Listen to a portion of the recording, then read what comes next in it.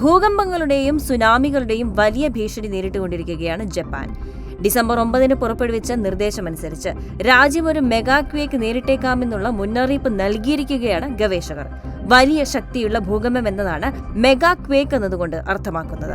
സാധാരണയായി റിക്ടർ സ്കെയിലിൽ 8-ൽ കൂടുതലുള്ള ഭൂകമ്പങ്ങൾ ഈ വിഭാഗത്തിൽ പെടുന്നവയാണ്. ഭൂകമ്പ സാഹചര്യങ്ങൾ ജപ്പാനിൽ നിരന്തരം ഉണ്ടാകാറുണ്ടെങ്കിലും മെഗാ ക്വേക്ക് എന്നത് ഒരു അപൂർവ ഭീഷണിയായിട്ടാണ് ജപ്പാൻ കണക്കാക്കുന്നത്. ടൊഹോക്കു മേഖലയിലെ മോറി എന്ന പ്രദേശത്തിന്റെ കിഴക്കൻ തീരത്ത് 7.5 തീവ്രത രേഖപ്പെടുത്തിയ ഭൂകമ്പമുണ്ടായതിനെ തുടർന്നാണ് മെഗാ ക്വേക്ക് മുന്നറിയിപ്പ് ഗവേഷകർ നൽകിയിരിക്കുന്നത്. ഭൂകമ്പം കാര്യമായ നാശനഷ്ടങ്ങൾ വരുത്തിയില്ലെങ്കിലും വരും ദിവസങ്ങളിൽ ഭീഷണി വർദ്ധിക്കുമെന്ന് അധികൃതർ പറഞ്ഞു. ഒരു സുനാമി സാഹചര്യം തള്ളിക്കളയാനാകില്ലെന്നും സുനാമി ഉണ്ടായാൽ അത് 98 അടി ഉയരത്തിൽ എത്തിയേക്കാമെന്നുമാണ് റിപ്പോർട്ട്. ഇത്തരമൊരു സാഹചര്യം ഉണ്ടായാൽ അത് ഏകദേശം 2 ലക്ഷം ആളുകൾ കൊല്ലപ്പെടുന്നതിന് ഇടയാക്കാമെന്നും വിദഗ്ധർ സൂചിപ്പിക്കുന്നു. ഈ സാഹചര്യത്തിൽ അതീവ ജാഗ്രതയിലാണ് ജപ്പാൻ ഇപ്പോൾ. 2,20,000 കെട്ടിടങ്ങൾ നശിപ്പിക്കപ്പെടാം. സാമ്പത്തിക നഷ്ടം ഏകദേശം 31 ട്രില്യൺ യെൻ വരെയാകാമെന്നും ഗവേഷകർ മുന്നറിയിപ്പ് നൽകിക്കഴിഞ്ഞു. ശൈത്യകാലത്ത് ഇത്തരമൊരു ദുരന്തം സംഭവിച്ചാൽ 42,000-ഓളം പേർക്ക് വരെ ഹൈപ്പോതെർമിയ എന്ന അസുഖം ബാധിച്ചേക്കാമെന്നുള്ള ആശങ്കയും ആരോഗ്യ വിദഗ്ധർ ചൂണ്ടിക്കാണിക്കുന്നുണ്ട്. നിലവിൽ പുറപ്പെടുവിക്കുന്ന മുന്നറിയിപ്പിൽ ജപ്പാന്റെ വടക്കൻ ഭാഗത്തുള്ള ഹൊക്കൈഡോ മുതൽ ചിബ പ്രിഫെക്ചർ വരെയുള്ള 182 മുനിസിപ്പാലിറ്റികളോട് ജാഗരൂകരാകാനാണ് നിർദ്ദേശം നൽകിയിരിക്കുന്നത്. 2011 ജപ്പാൻ കണ്ട ദുരന്തം വീണ്ടും ആവർത്തിക്കുകയാണോ? അതിനേക്കാൾ ശക്തിയുള്ള സുനാമിയെ ജപ്പാൻ നേരിടേണ്ടി വരുമോ? എന്തുകൊണ്ടാണ് ജപ്പാന്റെ വടക്കൻ ഭാഗങ്ങൾ ഭൂകമ്പങ്ങളുടെയും സുനാമികളുടെയും കേന്ദ്രമായി മാറുന്നത് എന്നൊക്കെയുള്ള ചോദ്യങ്ങളും ഉയർന്നു. ഹൈക്കഡോ സാൻറിക്കോ തീരത്ത് ഭൂകമ്പ സാധ്യത പോയ വർഷത്തേക്കാൾ വർദ്ധിച്ചതായി ജപ്പാന്റെ മെറ്റിയോറോളജിക്കൽ ഏജൻസി വ്യക്തമാക്കിയിരുന്നു. ജപ്പാൻ തീരങ്ങളിൽ വെള്ളത്തിനടിയിൽ ആഴത്തിലുള്ള പ്രദേശങ്ങളെ ജപ്പാൻ ട്രെഞ്ച്, ഷിഷിമ ട്രെഞ്ച് എന്നൊക്കെയാണ് പറയപ്പെടാറുള്ളത്.